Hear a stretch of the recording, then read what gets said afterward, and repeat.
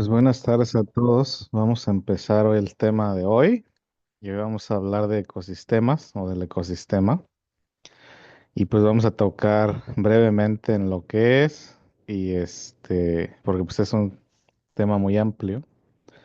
Más aparte van a tener investigación, etcétera, etcétera. Vamos entrando a la tercera parte de ciencias porque les digo, estas materias son un poquito más breves en el sentido de que nada más vemos este vocabulario básico y no entramos mucho a detalle, porque lo que necesitan más que nada es comprensión a la lectura. Entonces, básicamente lo que aprendemos pues es cómo entender lo que van a leer. Por eso no profundizamos tanto como en matemáticas. Aún así, si tienen alguna pregunta acerca del vocabulario o acerca del tema, pues podemos profundizar un poquito más. Ya hablamos de la selección natural y en cuanto a eso, pues tocamos un poquito en lo que se trata la adaptación, ¿no? Y lo que significa adaptarse. Ahora, cuando hablamos del ecosistema, estamos básicamente hablando del medio ambiente, perdón, y de las interacciones entre animales y plantas. Entonces, a grandes rasgos, ¿qué es un ecosistema? Y básicamente un ecosistema es una comunidad de seres vivos y su interacción entre sí y básicamente su ambiente. Entonces vamos a encontrar ah, básicamente diferentes tipos de ecosistemas y la variante entre estos ecosistemas va a ser el clima y básicamente lo que habita dentro de ellos. Un ecosistema tropical va a ser muy diferente a un ecosistema desértico o a un ecosistema en la tundra. Igual un ecosistema terrestre va a ser muy diferente a un ecosistema este, acuático. Y entre los acuáticos va a ser muy diferente un sistema marino a un sistema de río y así sucesivamente. Como les digo, no tenemos tiempo de entrar hacia detalle en cada uno. Simplemente entender que el ecosistema en sí, pues es básicamente eso, ¿no? Tenemos un lugar y ese lugar tiene ciertas características climáticas y de suelo, y gracias a esas características climáticas y de suelo se desarrollan ciertas plantas y se desarrollan ciertos animales y entran en un ciclo. Y en ese ciclo sí vamos a profundizar un poquito más.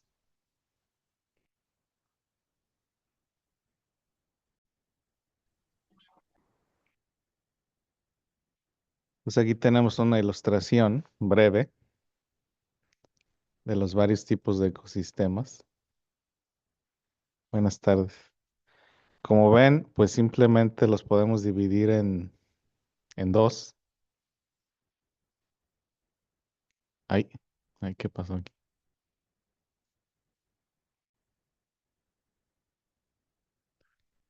Este, Tenemos básicamente el terrestre y el acuático,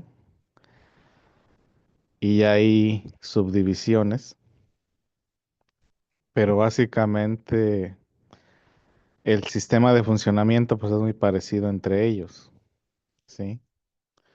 En el sentido de que siempre hay una relación entre todos los organismos y entre el lugar en donde están, porque no es lo mismo, por ejemplo, les decía, un ecosistema de un río de agua dulce o o del mar, ¿sí?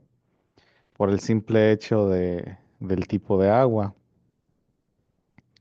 Igual la latitud tiene mucho que ver. No es lo mismo un ecosistema en el mar Caribe que en el mar Ártico.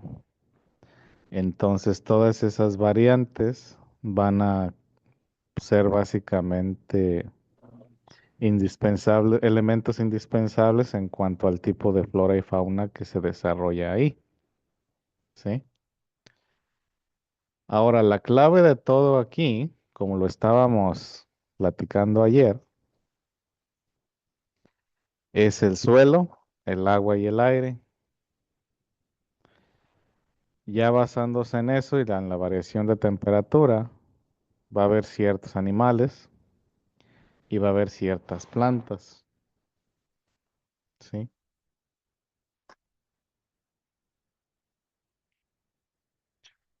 Todo esto tiene una interconectividad y en esa interconectividad si vamos a entrar un poquito más a detalle. Básicamente, esa interconectividad entre plantas y animales le llamamos la cadena alimenticia. La cadena alimenticia básicamente es la transferencia de energía dentro del ecosistema, porque acuérdense que nosotros requerimos de energía para vivir y básicamente la vida es un tipo de energía o es un mecanismo de proceso de energía. Entonces, dentro de un ecosistema debe existir un sistema de transferencia de energía y a este sistema le llamamos la cadena alimenticia, ¿sí? Ahora, se preguntarán ustedes, ¿cuál es el origen de toda esta energía? Pues el origen de toda esta energía es el sol. Si no hay sol, no hay vida. Entonces, el origen de la energía en la Tierra, para que todo ser viviente tenga esa subsistencia, es el sol, ¿sí? Sin el sol, como les digo, no hay vida. Entonces, ahorita vamos a aprender ese proceso de la transferencia básicamente del sol, de la energía solar, a la masa biológica y cómo se transfiere esta energía de básicamente de ser vivo en ser vivo. Pero es algo que debemos sí aprender, ¿no? Que el origen de la energía que se requiere para la vida se origina del sol, ¿sí?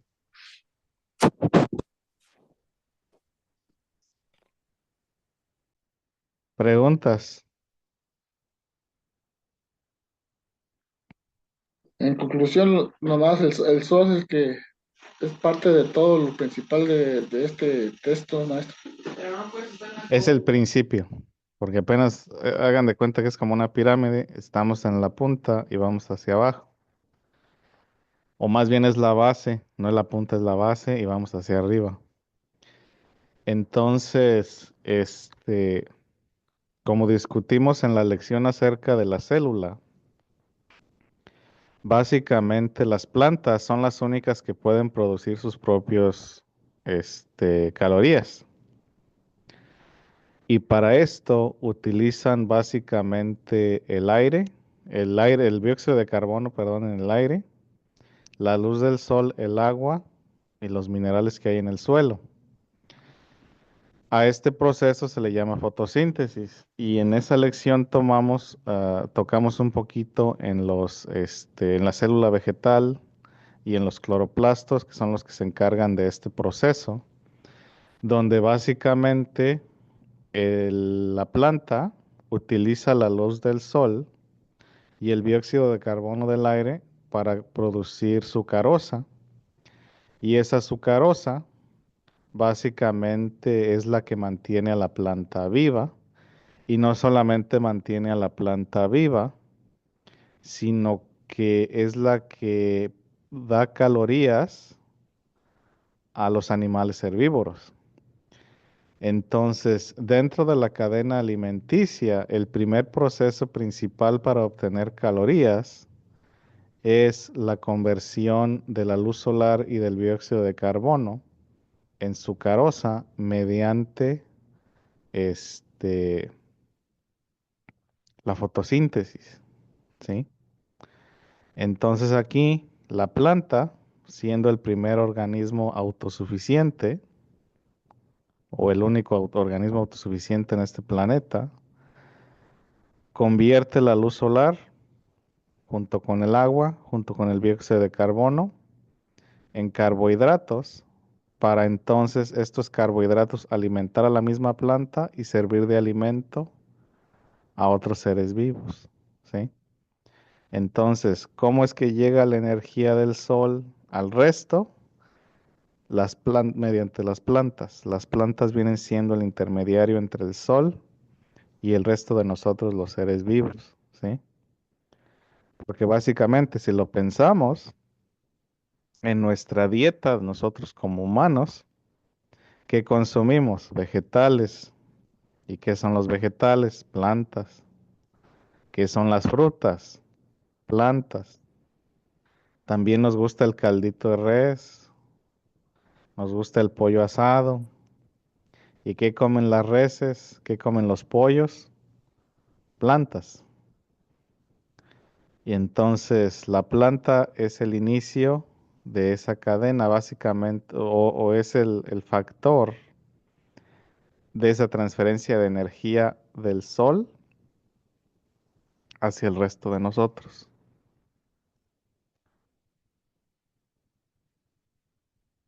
Dióxido de carbono en el aire. Ah, sí. Es que nosotros, y todos los animales, respiramos oxígeno y ese oxígeno se necesita para quemar calorías.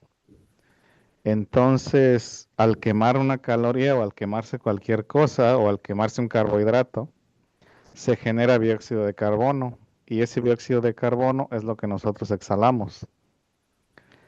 Entonces, ese dióxido de carbono que nosotros exhalamos es lo que la planta básicamente sintetiza en la sucarosa.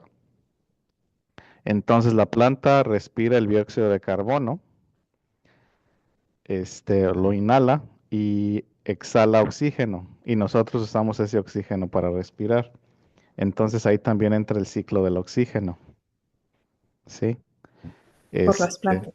por las plantas. Entonces, nosotros respiramos oxígeno o inhalamos oxígeno, exhalamos dióxido de carbono. Las plantas durante el día inhalan dióxido de carbono y exhalan oxígeno, ¿sí? No. Entonces, básicamente, así es como funciona este ciclo de energía. O este ciclo de Y, oxígeno, perdón, también, ¿sí? y cuando habla a través de los vasos liberianos, ¿a qué se refiere eso? Son como las venas de la planta. ¿Plantas, árboles y todo? Sí, bueno, en este caso de las plantas. Oh, ok, Sí, gracias. o sea, podemos decir que un árbol es una planta, que un helecho es una planta, y esos vasos liberianos son como sus venas, porque por ahí pasa agua y por ahí se conducen otros nutrientes. Entonces, básicamente es la manera en que el resto, básicamente se transportan pues los nutrientes y el agua a través de la planta. Así como nosotros, transportamos, en las venas hay sangre y esa sangre transporta nutrientes y oxígeno a todo el cuerpo. Sí. ¿Alguna otra pregunta?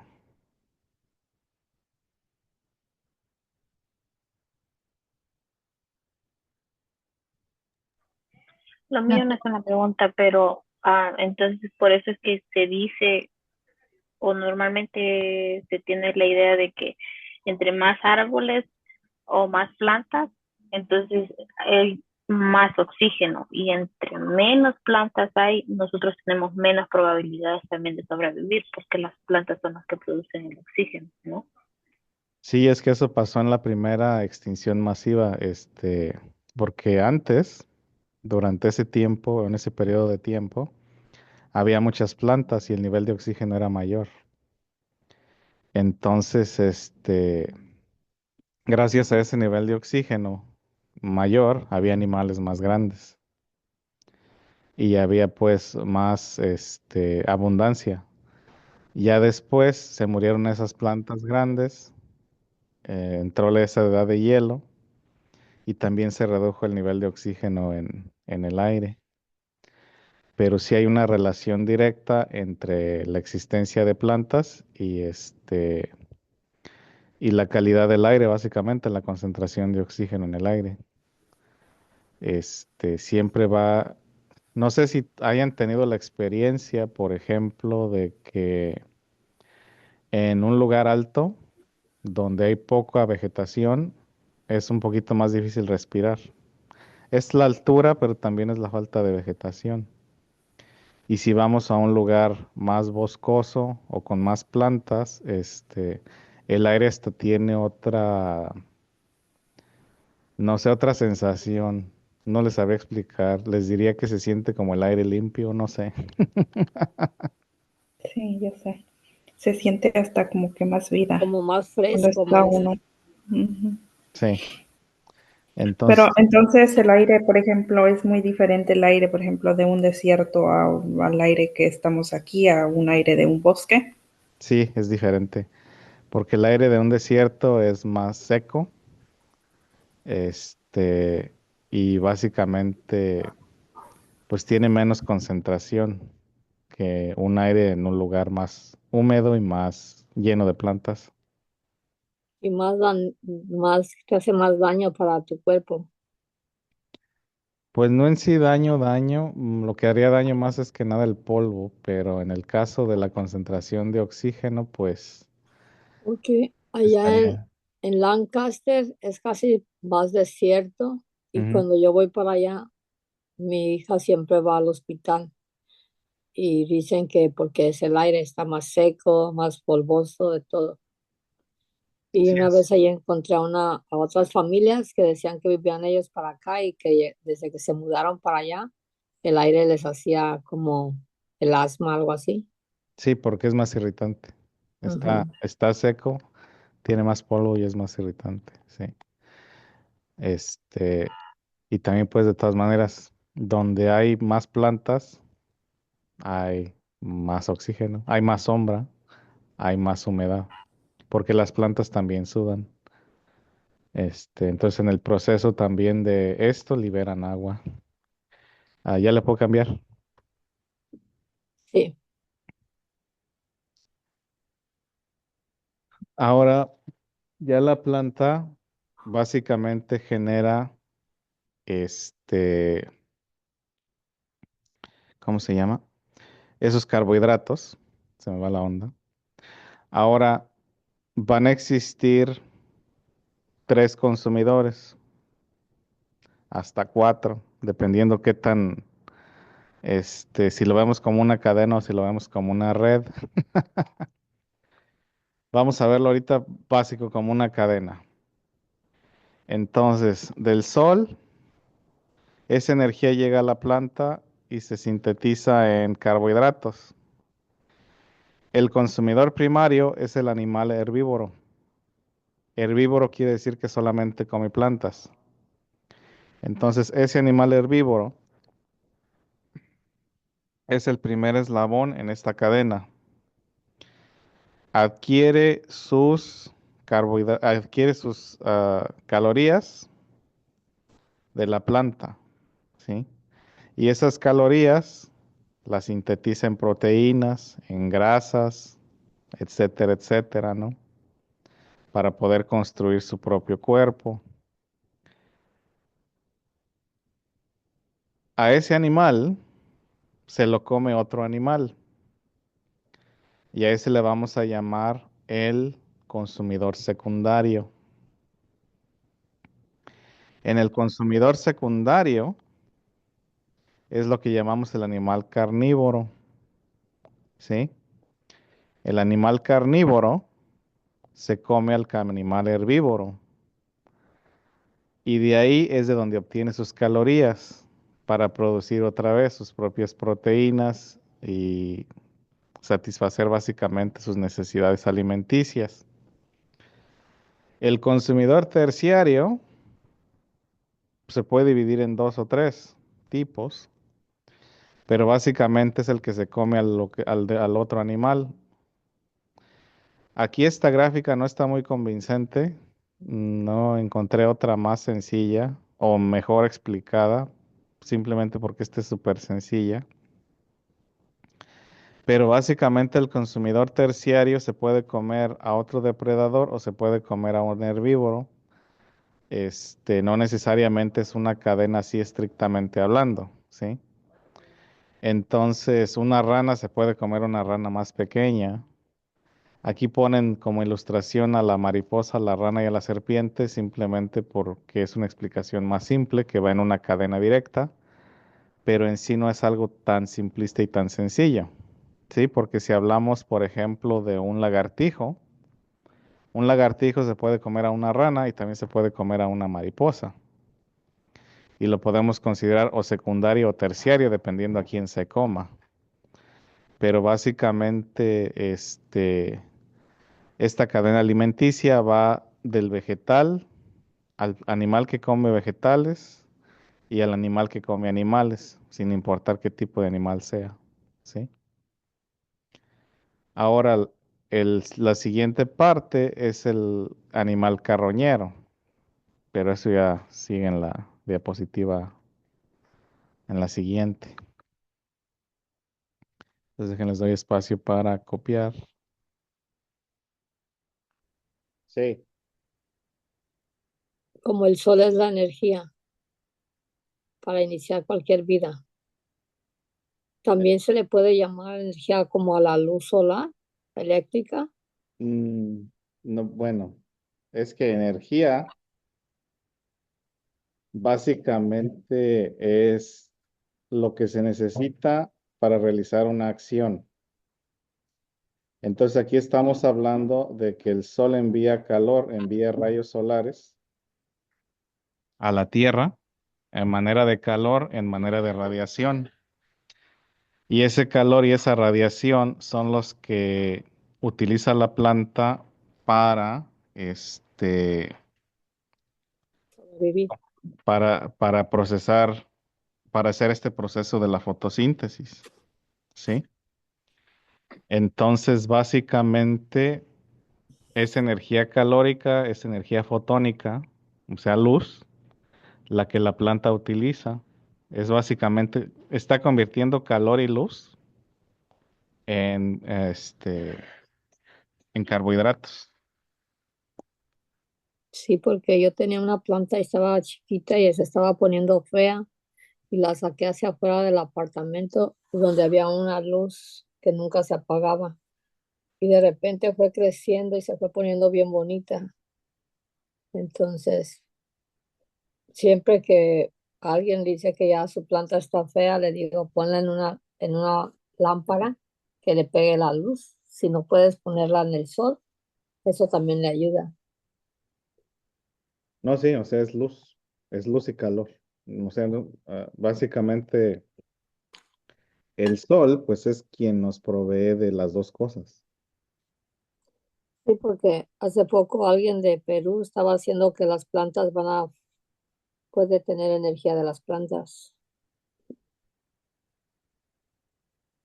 No, pues, o sea, las plantas tienen energía, nosotros tenemos energía, está básicamente concentrada en, como les decía, en carbohidratos.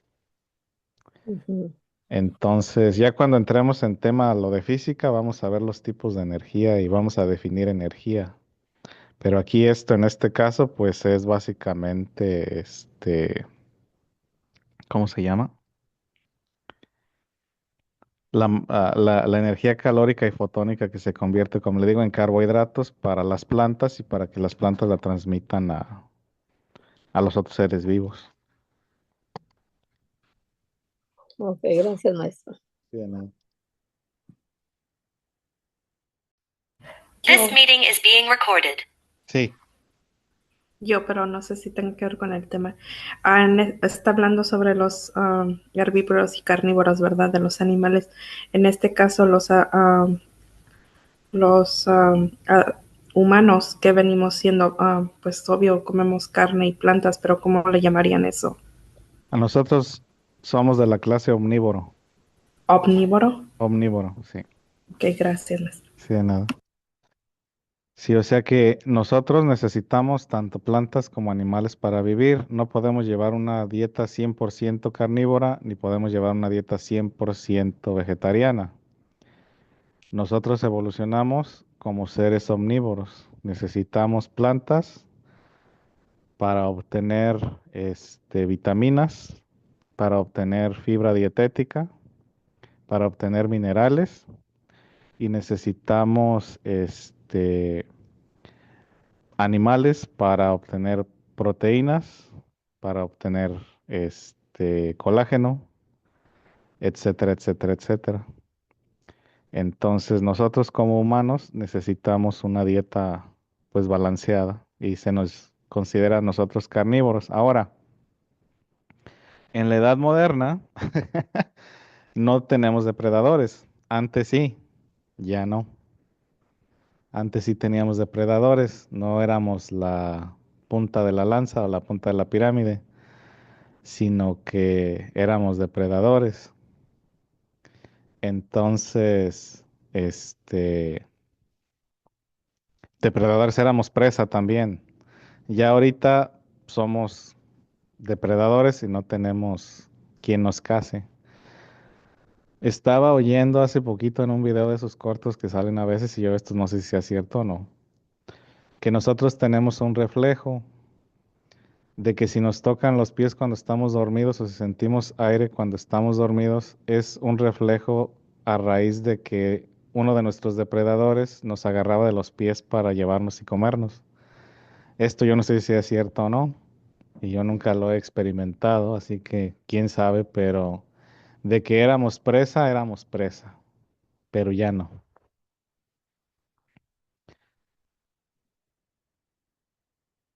Ahora aquí está una un poquito más, este, compleja, pero al caso va lo mismo.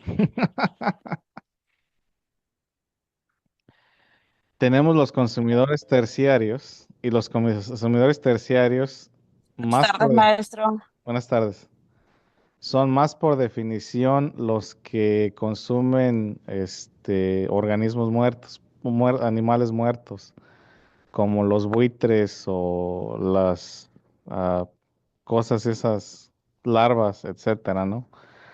No necesariamente, pero básicamente son los que se encargan de eso. Eso es más que nada lo que podríamos considerar como el consumidor terciario, no tanto como el halcón aquí, porque una vez más en esta ilustración se basan mucho en lo que es ABCD y no es tan sencillo como ABCD, pero tampoco quería una gráfica con un rayadero. Nada más quería una ilustración un poquito más concisa. La cosa es de que también, pues todos los organismos morimos, de algún modo o de otro nos va a tocar morirnos, y es triste pensarlo, pero pues es la realidad. Y al final, ya cuando nosotros no tenemos un depredador, y si nos morimos naturalmente, pues nos vamos a echar a perder. Y parte de echarnos a perder es de que hay microorganismos que se encargan de consumir nuestros restos. Y al consumir nuestros restos, pues básicamente regresan todos esos minerales y componentes al suelo y esos componentes los vuelve a aprovechar la planta y así es como se convierte en un ciclo, ¿sí? El término cadena alimenticia no me gusta mucho porque no es una cadena en sí, pero es más un ciclo. Pero por razones de simplificar las cosas, pues lo vemos como cadena. Ahora, el proceso de la descomposición, pues no importa qué tipo de organismo sea, porque las plantas también se descomponen, los insectos se descomponen, los ratones se descomponen, las águilas se descomponen, nosotros nos descomponemos. Así que si algo no tuvo la fortuna de ser consumido por otra cosa, pues de todas maneras se va a morir y se va a descomponer. Entonces aquí una planta puede llevar una vida plena, vivir el tiempo que va a vivir, morirse y echarse a perder, descomponerse, podrirse, gracias a estos organismos microscópicos. Así que no participó en el ciclo de descomposición tal, o no participó en la cadena alimenticia tal cual. Mientras que, por ejemplo, si hablamos de la cadena alimenticia en sí, pues el consumidor primario se come a la planta y pues el consumidor primario va al baño y así desecha los restos de la planta y estos regresan al suelo. El ratón se come al grillo y pues básicamente defeca al grillo cuando ya consumió sus nutrientes y así regresa al suelo. El halcón se come al ratón y lo defeca y así regresa al suelo. Y como al halcón nadie se lo come, se descompone en el suelo. Nadie lo digirió más que estos otros animales, ¿no? Estos microorganismos, estos descompositores. El chiste es que todos esos nutrientes de algún modo o de otro regresan al suelo para ser reciclados por la planta y continuar el ciclo. ¿Sí? Preguntas.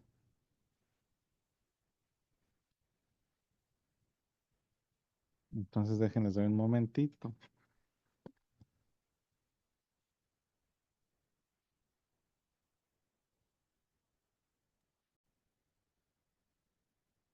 Y dice que en la historia, los osos, los dragones de Komodo y las hienas, con tiras o las hienas manchadas, les gusta el sabor de la carne humana, pero básicamente ya no es un peligro pues como antes. Ahora el depredador más peligroso, y es depredador entre comillas, vendría siendo el mosco, el mosquito, porque ese, bueno, se toma la sangre de los otros, pero transmite enfermedades. Ya lo discutimos ayer. Este, pero de los depredadores más peligrosos, pues, que nosotros teníamos como especie antes de la tecnología, pues siempre han sido los tigres diente de sable. Entonces, esos sí eran, pues, peligrosos. Ahorita, pues, ya tenemos tecnología y ya estamos lo suficientemente aislados y como les digo, los leones y ese otro tipo de animales en sí no buscan, a los humanos para comérselos. Hubo un experimento en África misma donde pusieron bocinas y en esas bocinas tocaban el sonido de gente hablando. Primero, pues fueron grabaciones de las tribus de alrededor. Entonces, si un león oía hablar voces de gente de las tribus de alrededor, corría. Y pues para controlar acerca del tipo de voz, la cambiaron a gente hablando en alemán. Entonces, había leones que oían hablar alemán y se iban, aunque en teoría nunca fueron expuestos a nadie que hablara alemán. Entonces, fue como cuando se concluyó que la voz humana los ponía en alerta, sin importar qué idioma escucharan. Simplemente el hecho de que había una voz humana ponía a estos animales en alerta. Pero en sí nosotros hoy en día como tales no tenemos un depredador, o sea, no tenemos el miedo de que salgamos por ahí y que nos van a comer. Ahora, eso no quiere decir que no tengamos cuidado a la hora de ir al bosque o a la hora de ir a la selva. Uno siempre tiene que estar alerta en su ambiente, a de sus alrededores, porque sí puede dar la casualidad de que uno ande con hambre por ahí, tenga ganas de un bocadillo y que nosotros tengamos la mala suerte de estar por ahí. Ahora, un oso negro lo podemos asustar haciéndonos más grandes, etcétera, etcétera, etcétera. Un oso grizzly, pues ahí ya, ni modo, ahí se acabó. Ahí ya no hay vuelta. A un oso negro sí no le, digo, un oso grizzly no, No hay modo de nada. Si el oso grizzly se puso y le dieron ganas de tacos, pues ni modo, nos fregamos porque nos puede matar de un zarpazo, es más rápido que nosotros, se puede subir a un árbol, así que en cuanto a un oso grizzly, pues ya se acabó el corrido. Pero sí, o sea, de que nosotros tengamos miedo de que salgamos a la calle y nos case un animal, pues no. Ahora, se han dado casos de que halcones o águilas se llevan a niños pequeños, eso también. Entonces, cuando andemos en el parque, hay que también echarle un ojo a los niños, ¿no? Menores de 3 años, porque aquí no hay águilas así grandes, grandes, pero sí se ha dado caso en otros lugares donde hay águilas grandes que un águila se lleva a un niño. Entonces, simplemente cuidado con eso. ¿Alguna otra pregunta? Maestro, no, nomás era un comentario de que yo también miré un documental y como en Florida los cocodrilos estaban diciendo, como usted dice, que no exactamente vamos a salir, pero sí tener precaución porque sí puede que te coman y los cocodrilos pues son muy fuertes y sí te comen. Sí, así es. Y pues en sí hay que tener pues cuidado, ¿no? Con todos los animales salvajes porque siguen siendo animales. Igual con los animales domésticos porque un animal es un animal y pues ellos se dejan ir por el O hasta instinto. perros te atacan, Sí, no a perros o comerte, pero gatos. ujú. Sí. Igual por eso pues aquí tienen la costumbre de que si un perro ya mordió a una persona, pues ese perro lo sacrifican porque pues ya se perdió como ese tabú. Y regresando, como les decía, ¿cómo se llama? A la selección artificial, ¿no? Que queremos perros que sean nobles, que no nos ataquen. Entonces, si un perro hace eso, pues también lo sacrifican. Igual un animal salvaje o un animal de zoológico, si muerde a alguien y entre comillas prueba la sangre de un humano, pues lo sacrifican porque pues puede hacerse un peligro, ¿no? Ya le puedo cambiar. Sí, Ya, profe, ya. Sí, maestro. ya, maestro. Muy bien. Dentro del sistema o de la cadena alimenticia también hay relaciones simbióticas. Y esta palabra simbiótica, pues ya la había mencionado anteriormente, ya no es una palabra nueva. Y una palabra, me estoy se me va la onda. Y cuando hablamos de una relación simbiótica, estamos hablando de una codependencia, ya no de presa-cazador, sino de mutua ayuda. Y esto puede ocurrir entre animales que no parecen relacionarse o un animal que se pueda comer a otro, pero básicamente, entre comillas, se toleran. Entonces, en una relación simbiótica dentro de la cadena alimenticia, no existe esa relación de caza y presa, sino que existe una relación de apoyo mutuo. Entonces, en este caso, en las fotos vemos a un impala con unos pájaros arriba. Básicamente lo que hacen esos pájaros es comerse los piojos o comerse los parásitos del impala.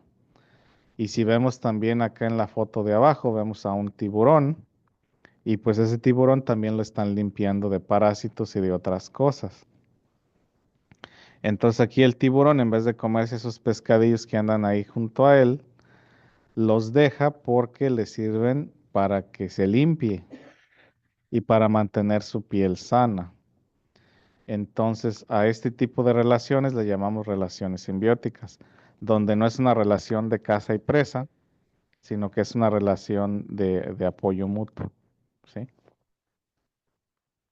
Pues déjenles doy un momento para copiar.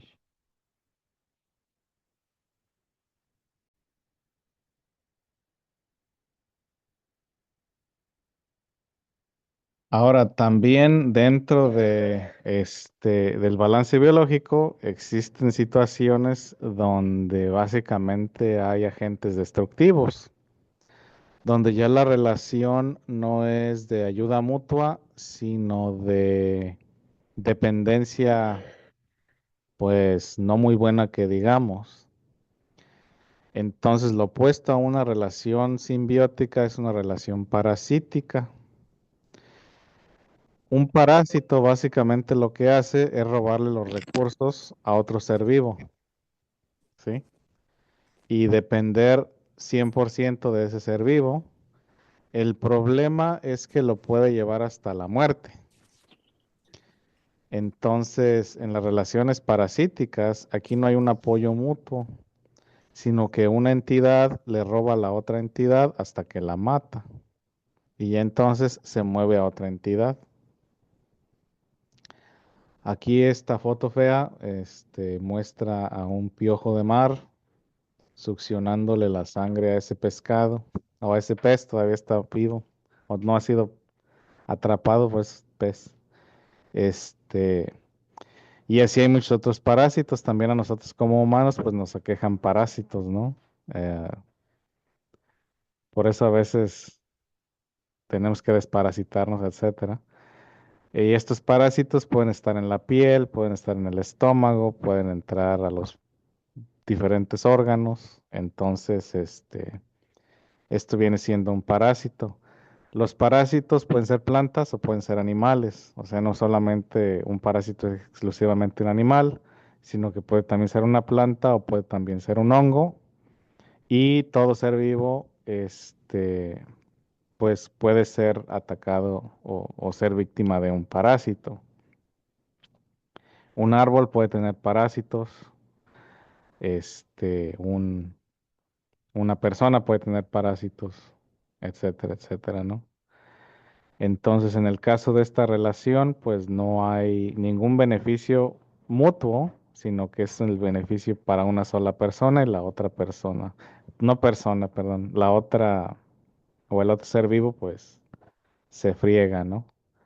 Entonces, aquí es importante también destacar de que no toda la naturaleza es armonía, sino que también existen situaciones donde va a haber problemas. Sí. This meeting is being recorded. Bueno, con los humanos es un poquito más social que biológico. Wow.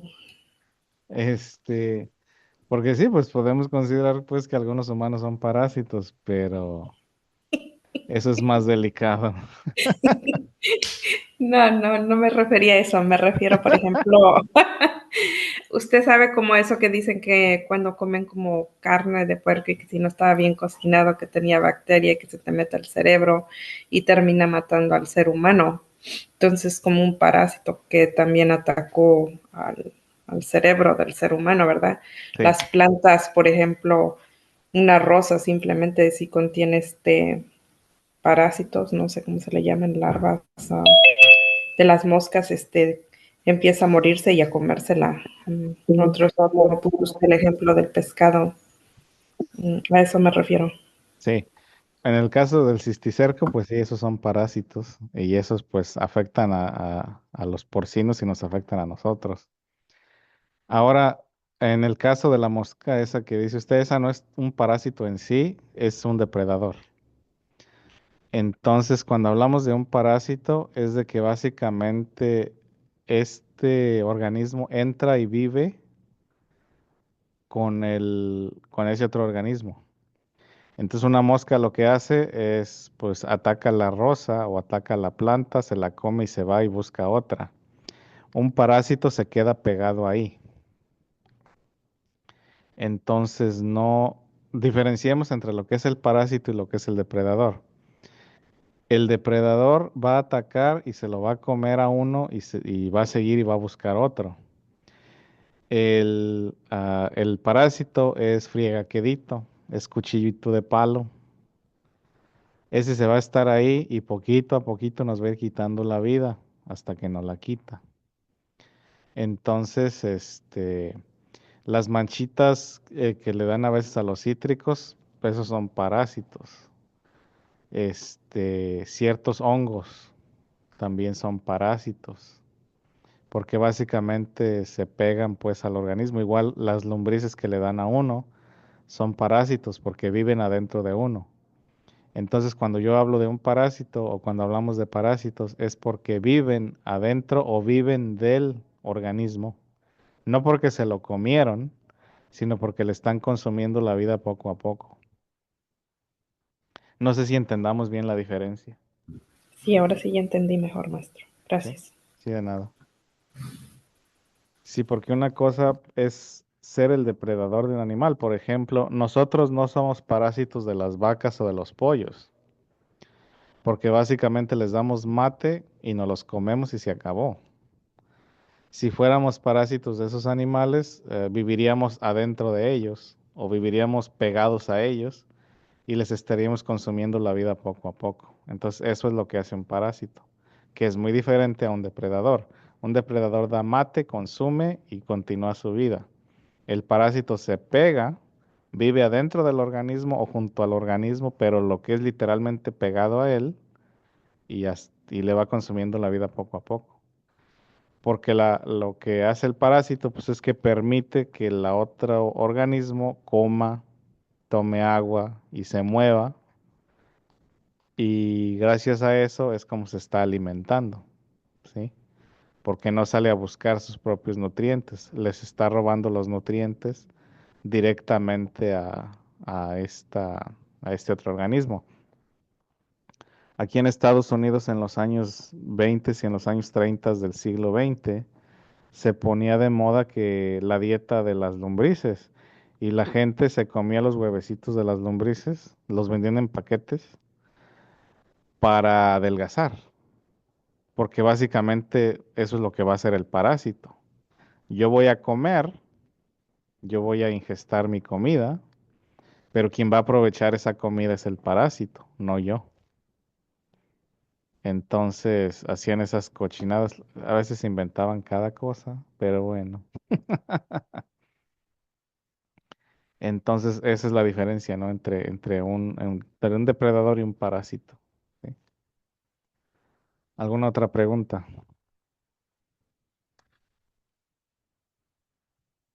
¿No? No, profesor. Ya lo puedo cambiar. Sí. Maestro, Sí. ¿el parásito también puede ser como una bacteria o eso es aparte? No, la bacteria es algo diferente. La bacteria se puede considerar parasítica, pero no es parasítica en el sentido clásico. La bacteria más que nada lo que busca es un hábitat para vivir. Entonces, ella en sí no me está robando mi alimento, sino simplemente vive adentro de mí. Y al vivir adentro de mí me causa daño. Entonces, en sí no es un parásito en ese sentido, no. Maestro, Sí. ¿y el hongo sería también como bacteria? Bueno, el hongo es hongo. Son dos tipos de seres vivos diferentes. Igual hay hongos que son parásitos y hay hongos que no son parásitos. Porque también les digo, tenemos que diferenciar entre buscar un hábitat, un lugar donde vivir, y en el quitarle la vida lentamente a eso, ¿no? Entonces, por ejemplo, si hablamos de una infección de un hongo en la piel, por ejemplo, no es una infección parasítica porque no está en sí robando los nutrientes a la piel, sino quizás está utilizando la piel como nutriente, que son dos cosas diferentes, ¿sí? Entonces, todo depende de la relación de consumo, básicamente, ¿sí? Entonces, una enfermedad parasítica que no necesariamente es un agente ajeno, por ejemplo, es el cáncer. El cáncer es una célula rebelde del cuerpo que decide consumir todos los nutrientes, toda la energía para sí mismo y no compartir con el resto del organismo. Entonces se podría considerar también que el cáncer es un mal parasítico, pero es un mal parasítico de las mismas células del cuerpo que básicamente se hicieron rebeldes, ¿sí? Ya no viven en ese ambiente simbiótico, porque como lo mencioné en una de las lecciones anteriores, ¿no? Nosotros como organismos pluricelulares tenemos un montón de células diferentes con diferentes funciones que son las que nos mantienen vivos. Entonces, si un grupo de células decide no cumplir con su función, se vuelven un parásito y nos están robando a nosotros de básicamente nutrientes y de la vida. ¿Sí? ¿Alguna otra pregunta?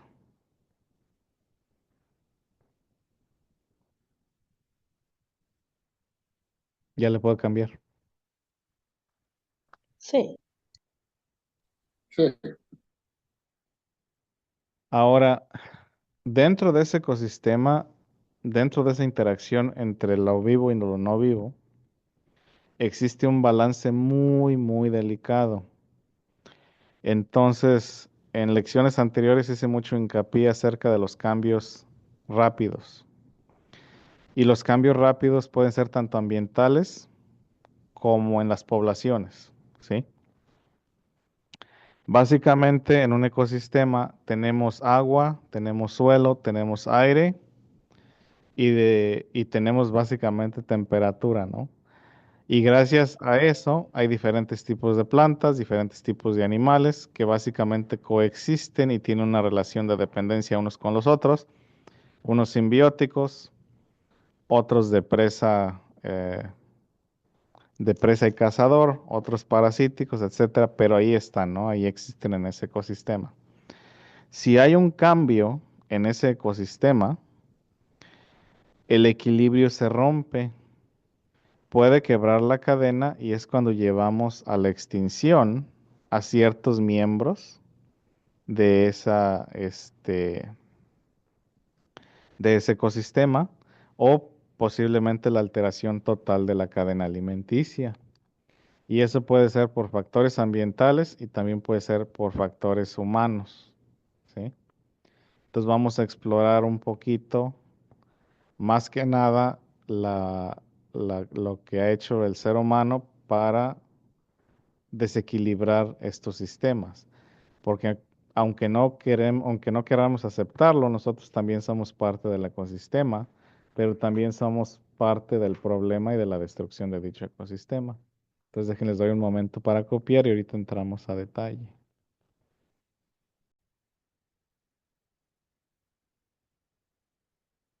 Entonces, ¿qué es lo que puede alterar un ecosistema? Lo primero vendría siendo el cambio climático, ¿sí? Porque eso puede ser causado por los humanos o no causado por los humanos, ¿sí? Pero un cambio climático severo y rápido puede llevar a la extinción de especies, puede llevar al desequilibrio de un ecosistema. En la unidad acerca de la selección natural, hablamos pues de la adaptación. Aquí básicamente el enfoque es la pérdida de hábitat. Básicamente, si no hay dónde vivir, pues no van a vivir. Eso está pasando en los polos que se están calentando y el hábitat se está perdiendo. En cuanto a nuestro caso, aquí se está volviendo cada vez más caliente y las temperaturas se están volviendo cada vez más insoportables en el verano y se van a convertir también en climas más extremos. Entonces, pues son situaciones que alteran básicamente el balance de la naturaleza y hacen que empiece a haber pues pérdida de plantas y pérdida de animales. Si pensamos, por ejemplo, en los ciclos naturales de las estaciones del año, pues las plantas necesitan su periodo de incubación, los animales necesitan su periodo de invernación y básicamente eso permite que el ciclo de vida continúe. Pero si ese ciclo se interrumpe, pues básicamente va a haber una disrupción en la cadena alimenticia y pues eso va a llevar a la extinción, ¿no? En el caso de la disrupción en la cadena alimenticia y de las extinciones, pueden comenzar con una sola cosa, ¿sí? Porque acuérdense que todo está conectado, todo es interdependiente. Entonces, si se muere un tipo de planta, se va a morir el tipo de animal que depende de esa planta. Y se va a morir el tipo de animal que depende de ese otro animal. Y así sucesivamente, y es como una caída de dominós. Entonces, una disrupción de ese tipo, pues lleva consecuencias ah, hacia todos lados. No nada más afecta a ese organismo, no nada más afecta a esa planta o ese animal, sino nos afecta a todos. Eh, en los últimos 40 años ha habido una campaña en contra de la naturaleza en el sentido de que, como les decía ayer, empujan más las ganancias a corto plazo que las consecuencias ambientales. Por ejemplo, aquí en California hablan mucho, ahorita últimamente en los incendios. No es que no hay agua, que porque no nos dejan tomar agua, que porque están defendiendo unos pescaditos y que qué importancia tienen unos pescaditos, que no sé qué. Y pues básicamente eso es parte de la ignorancia de los políticos y parte de la ignorancia de la gente que los apoya, en el sentido de que esos pescaditos son importantes para el ecosistema y nosotros somos parte de ese ecosistema. Entonces no podemos decir que este animal o esta planta es insignificante porque es parte de todo el ciclo de la vida. Entonces tratamos de conservarlos porque son parte de ese ciclo del que nosotros también somos parte. También si pensamos, por ejemplo, en las abejas son polinizadores, tienen una relación simbiótica con las plantas. Las abejas reciben polen de las plantas para hacer su miel, pero también ayudan a la fertilización de esa planta para que se produzca fruta, para que se produzcan semillas, para que la planta se pueda reproducir. Entonces, ¿qué pasa si no hay abejas?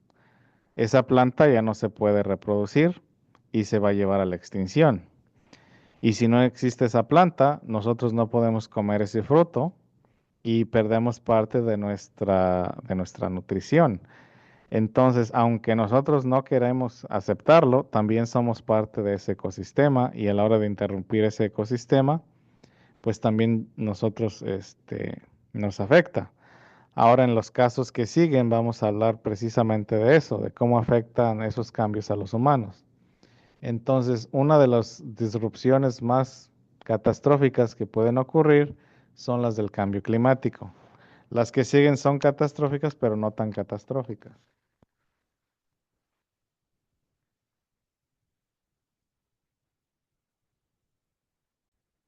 Ahora también lo que pasa, y esto es culpa de los humanos directamente, el cambio climático sí, pero no.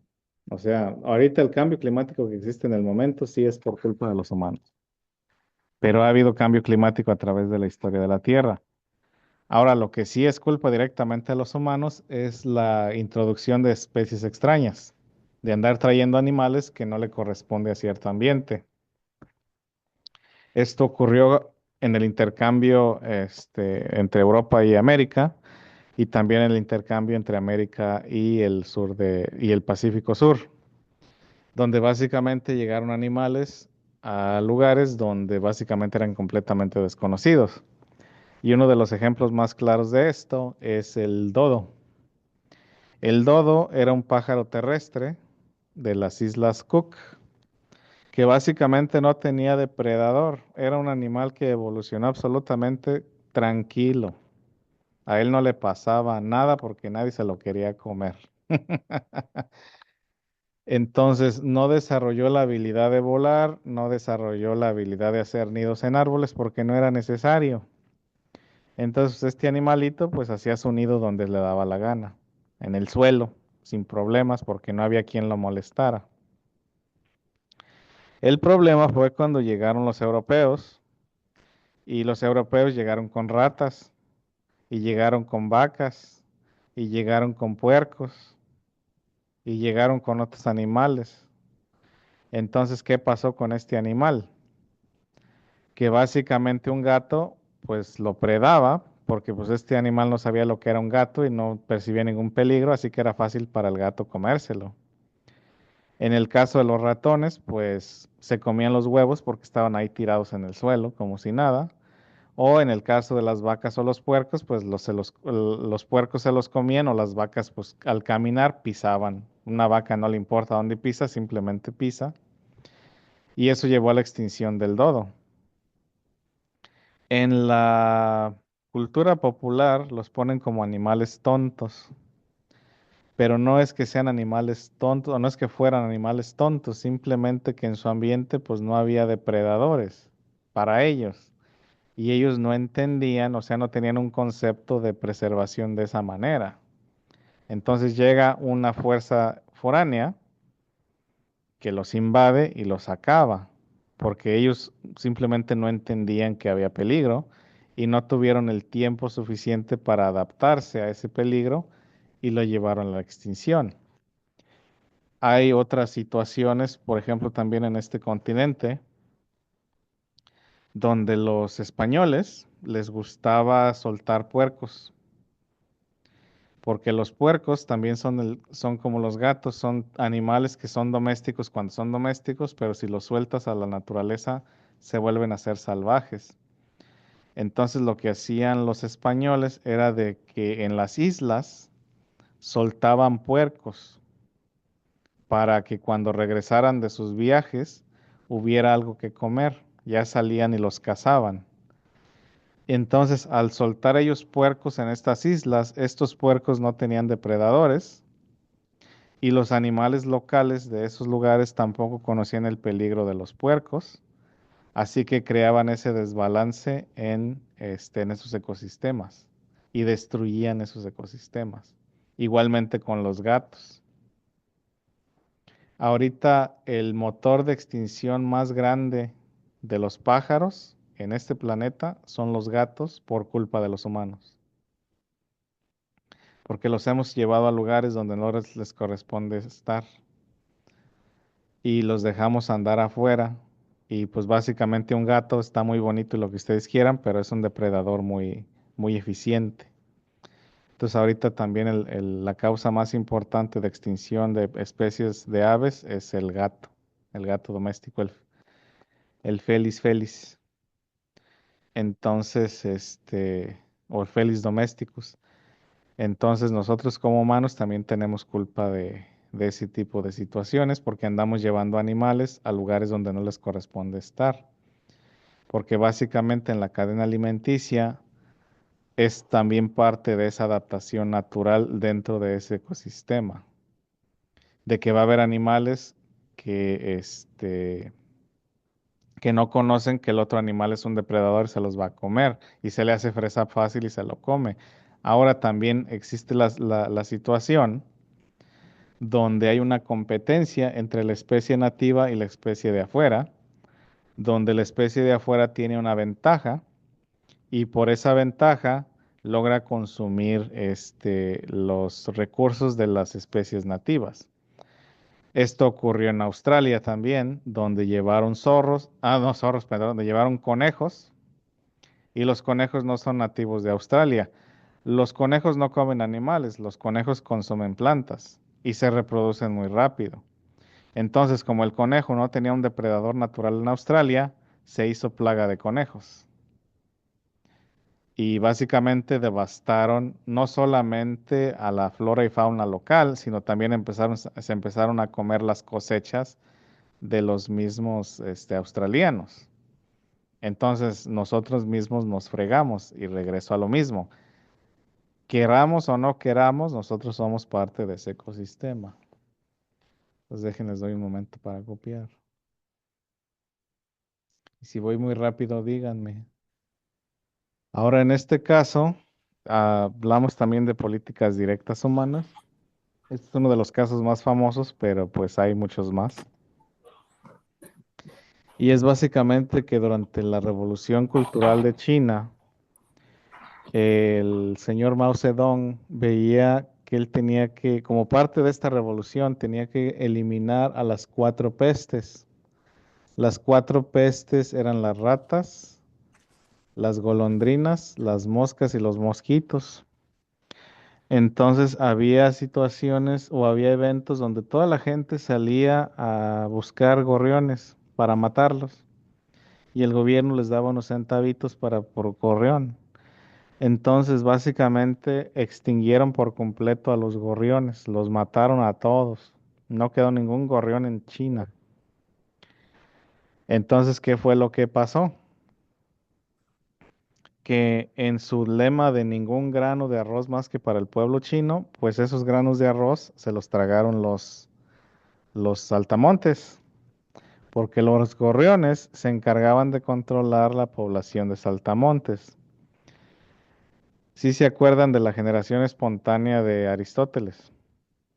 Pues básicamente Mao Zedong creía en lo mismo. Él veía estos pajaritos en los campos de arroz y él pensaba que se estaban comiendo las plantas, pero no se estaban comiendo las plantas, se estaban comiendo la plaga. Entonces él al matar a estos gorriones hizo que la plaga explotara y 6 millones de chinos murieron de hambre por la falta de gorriones que se comían a las plagas. Entonces aquí estamos viendo que la ignorancia de los políticos y la ignorancia de la gente de arriba lleva a este tipo de consecuencias. Y me regreso al caso del agua en California, de que no es la protección entre comillas de un pececillo, sino que es la protección de un ecosistema completo que nos involucra también a nosotros. Entonces, hay muchos políticos que son ignorantes y que con la ignorancia del público que vota por ellos lleva a consecuencias graves de este tipo. Y no solamente es el caso de Mao Zedong, también es el caso de la cervecería en Mexicali, es el caso de la coca en Chiapas y en otros lugares donde básicamente se roban el agua para hacer su refresco, pero nosotros no podemos vivir de refresco. Las plantas no pueden vivir de refresco. Entonces, estas decisiones a corto plazo, basadas en la ignorancia de la naturaleza, tienen consecuencias graves también con nosotros como seres humanos. Y es el peligro palpable del no tener el conocimiento necesario acerca de la naturaleza, porque todavía en este punto de la vida nos creemos exentos de la naturaleza, pero somos parte de la naturaleza. Entonces, si violamos ese balance, nos va a ir mal a nosotros también. ¿Sí? ¿Preguntas?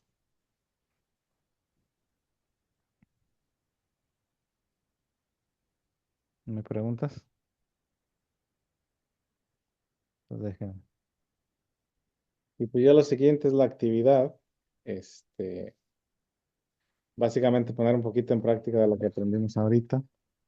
Pues la primera es, haz una descripción breve del ecosistema en tu patio, clasifica el tipo de ecosistema y describe sus componentes. Entonces pueden observar allí atrás en su patio, si es que tienen patio, ¿verdad? Y si no, pues el del parque, o si no, del lugar de origen de donde eran, si tenían patio en su casa, o lo que sea, pero describir un ecosistema en específico. En este caso sería un microecosistema. Este, buscar otro ejemplo de la introducción de especies extrañas. Aquí les hablé de cómo afectó al dodo, les hablé de los conejos en Australia. Pueden buscar investigar acerca de otro caso de este tipo. Y el caso curioso de la existencia de qué pasa cuando no hay descompositores. Y ese es un caso muy especial, porque también hubo una época en la historia natural de la Tierra donde no había descompositores. Entonces, ¿qué pasó? Entonces, básicamente estos tres temas de investigación, son para ustedes, para que los hagan y ya mañana revisamos, ¿sí? Preguntas acerca del tema de hoy.